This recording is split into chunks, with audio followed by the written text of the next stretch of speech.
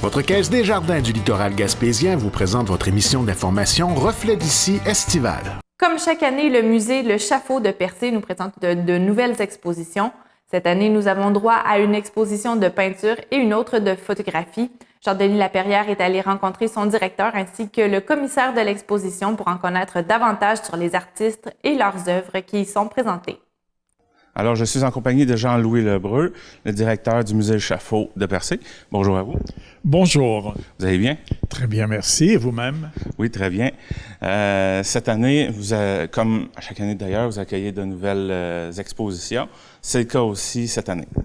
Cette année particulièrement, puisqu'on souligne le 35e anniversaire du musée Le Chaffault. Incroyable, mais vrai, que le musée a réussi à traverser toutes ces tempêtes sans trop d'aide. Et on souligne de ce fait aussi le 90e anniversaire de naissance de l'artiste Kitty Bruno, une œuvre majeure au Québec, mais méconnue. Et là, on est probablement le seul musée à souligner cet été l'importance, en fait, de cette création artistique. Il faut dire que pour nous, Kitty Bruno a habité l'île Bonaventure depuis l'année 1961 jusqu'au moment de l'expropriation de l'île, sujet sur lequel on ne s'étendra pas. En 1972, Kitty a fait l'acquisition d'une petite maison du côté de Pointe-Saint-Pierre, entre Percé et Gaspé, où elle continue toujours à créer. Et on a également invité un photographe qui présente à l'étage une exposition intitulée Transpercé. Ce sont des photographies inspirées par le rocher. Mais ça sort de la production photographique connue que l'on voit régulièrement. C'est un peu comme dans un rêve, en fait. C'est des photos superbes, d'une qualité photographique exceptionnelle et qui nous montrent, en fait, un regard unique que le photographe jette sur cette icône, en fait, de Percé pour lequel les gens, d'année en année, se déplacent. Alors, on a voulu, donc, par ces deux expositions-là, souligner l'importance, en fait, pour un petit musée comme le nôtre, non subventionné, non reconnu, qui vit grâce à ses membres, en fait, l'association des amis du musée. Et cette année, l'artiste elle-même, Kitty Bruno, disait que c'était probablement de toutes les expositions qui ont été présentées à partir de son œuvre, c'était la plus riche, la plus intéressante. Donc, alors, je vais vous laisser entre les mains, c'est le cas de le dire, d'Éric Develine, qui est le commissaire de l'exposition. Donc, c'est lui qui s'est chargé de l'organisation, du choix des œuvres, et puis... donc, il connaît très bien, il a écrit aussi sur l'œuvre de Kitty Bruno, étant lui-même propriétaire d'une galerie d'art à Montréal. Donc, il a effectivement Kitty Bruno parmi les artistes qu'il représente.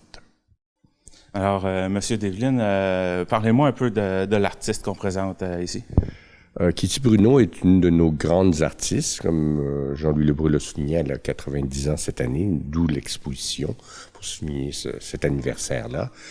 Cette longévité exceptionnelle, Kitty, durant toute cette période-là, Kitty nous a laissé une œuvre très riche. Bon, c'est exceptionnel à plusieurs égards. Premièrement, pour une femme artiste, d'avoir vécu de son travail dans les années 50, 60, c'était pas évident, c'était essentiellement un milieu d'hommes.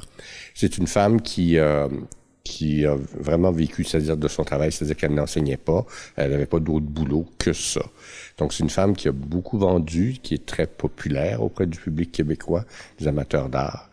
Et surtout, elle est différente des autres artistes, des grands courants, des automatistes ou des plasticiens. Elle a une œuvre qui lui est propre, qui puise dans son environnement immédiat. Il y a beaucoup, vous avez vu l'île Bonaventure, où elle a vécu dans les années 60 jusqu'au début des années 70, jusqu'à ce qu'elle soit expropriée par le gouvernement du Québec. Il y a des thèmes, les animaux sont très présents, beaucoup d'oiseaux, évidemment, elle vit à Pointe-Saint-Pierre, donc c'est un lieu de conservation des oiseaux. Et il y a des thèmes aussi récurrents comme la famille, le couple. C'est des choses qui reviennent constamment dans son œuvre. Vous disiez que c'est une collection qui est très riche, donc j'imagine beaucoup d'œuvres. C'est sûr qu'on doit pas tout avoir ici. Elle en a fait combien d'œuvres au courant de sa vie? C'est très difficile à dire. C'est une femme qui a été très productive. Comme je vous disais, elle a vécu de son travail, donc beaucoup de tableaux, beaucoup d'œuvres sur papier, et aussi beaucoup de gravures. Ici, à l'exposition, dans le portfolio, il y a un bon choix de gravures qu'elle a réalisé dans les différents ateliers de gravure du Québec, là. Vous êtes un conservateur. Ça vient de votre collection, c'est ça? Non. J'ai pris les œuvres chez différents collectionneurs, un peu à gauche, à droite. J'ai choisi des œuvres sur une grande période de temps, des années 60 à aujourd'hui. Il y a des œuvres, puis aussi je me suis donné des thèmes. Je vous ai parlé des thèmes, par exemple, de l'île Bonaventure, ça revient. Un autre thème, c'est les animaux, tout le bestiaire de Kitty Bruno.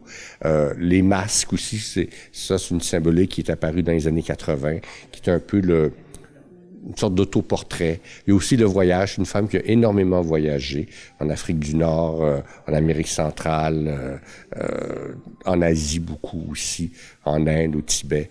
Donc, c'était une très grande voyageuse. Donc, ça aussi, on essaie de choisir des tableaux qui reflètent ces aspects-là de sa vie. On en a combien d'œuvres représentées ici?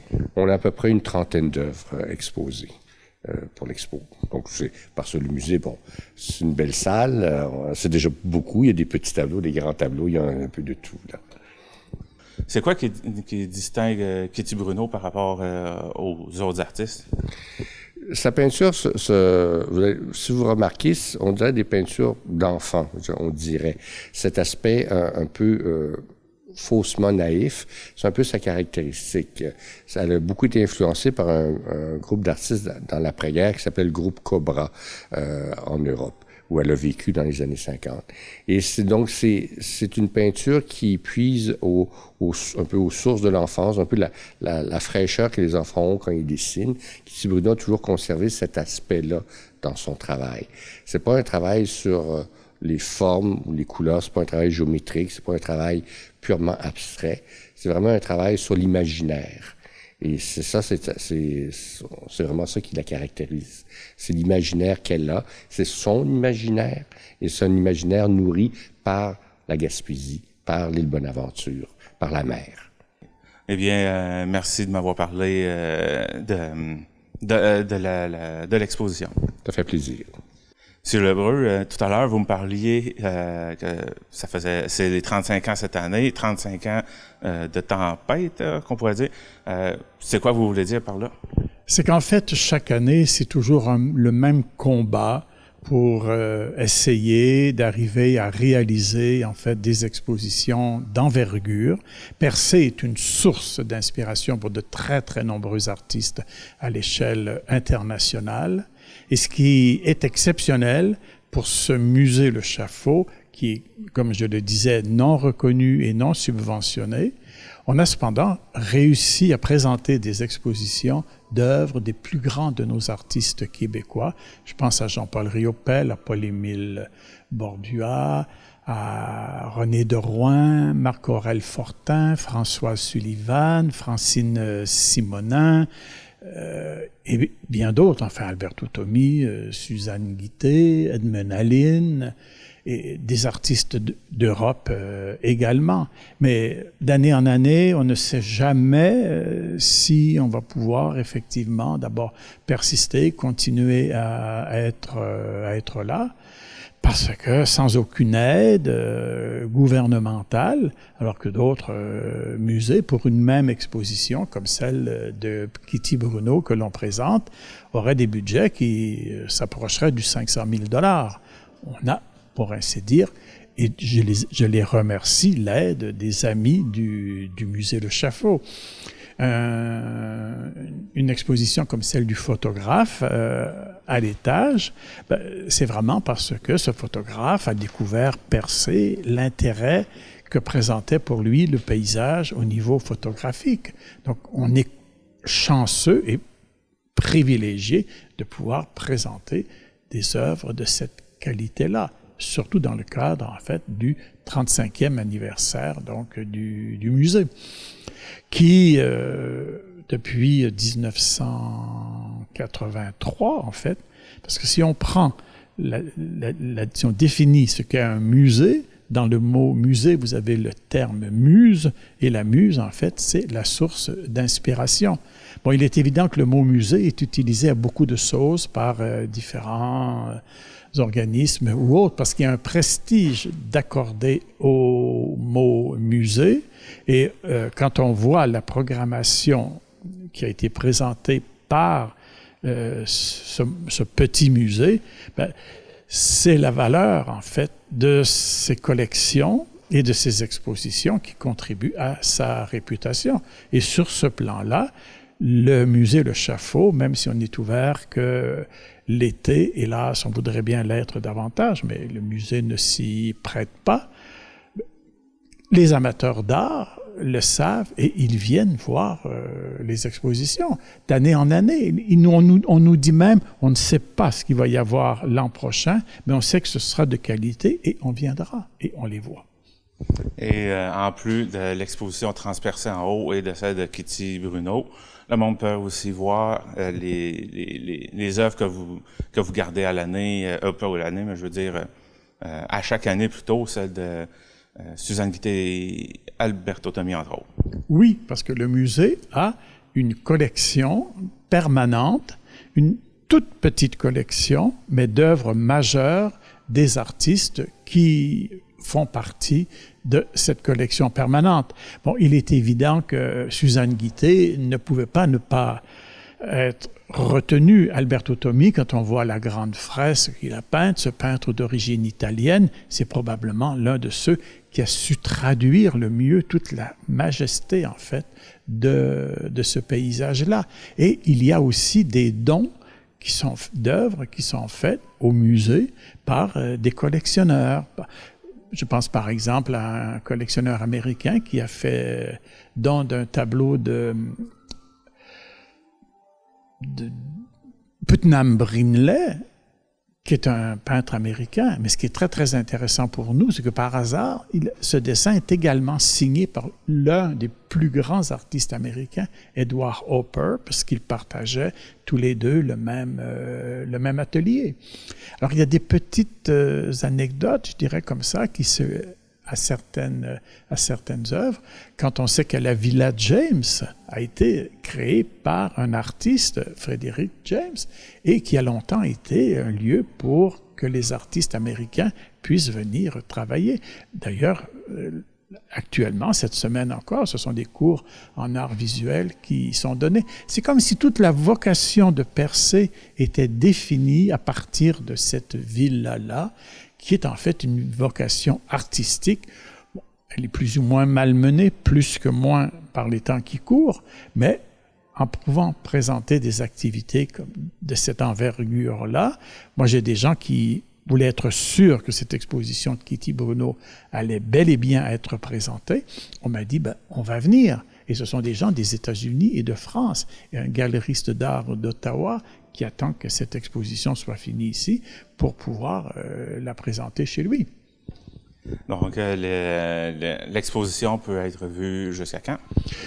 On annonce la fermeture le 24 septembre, mais il arrive toujours qu'un groupe de 6 ou 7 personnes téléphone et demande « Vous fermez quand? » « Ah, le 24. Ah, on serait à Percé le 27. » Bon, écoutez, si vous m'assurez que vous êtes 6 ou 7 personnes, j'ai aucun problème. Je peux ouvrir. Bon, évidemment, je serai tout seul.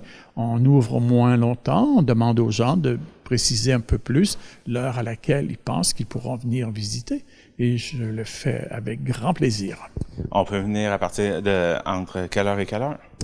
N'a le musée est ouvert de 10h à 18h. Bon, on rétrécit les heures parce que on n'a qu'une employée et puis on ne peut pas lui faire 24 heures par jour. Donc, on réduit.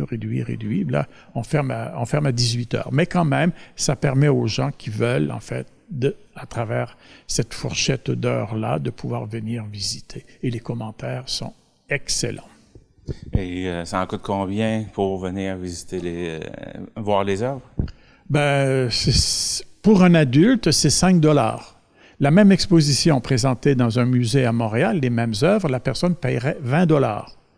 Et on se dit, qu'est-ce qu'on fait? Il y a un prix aussi pour l'âge d'or et pour les étudiants à 3,50 $. Comment voulez-vous arriver à tourner avec un prix pareil quand on sait ce que les autres musées demandent comme prix d'entrée? Mais on réduit les dépenses, puis on coupe dans le salaire du directeur à partir du moment où il entre en poste. Eh bien, merci de m'avoir parlé des œuvres qu'on a cette année. Donc, il y a évidemment, je signale encore, donc l'exposition consacrée à Kitty Bruno, La fougue de l'envol, et vous verrez que les œuvres sont très, très éloquentes pour justifier ce titre. Et en haut, Guy Fortin avec Transpercé, qu'on aurait pu écrire en 1 ou 2 mots, selon la graphie que l'on aurait choisie, tellement les images sont éloquentes. Je vous remercie beaucoup.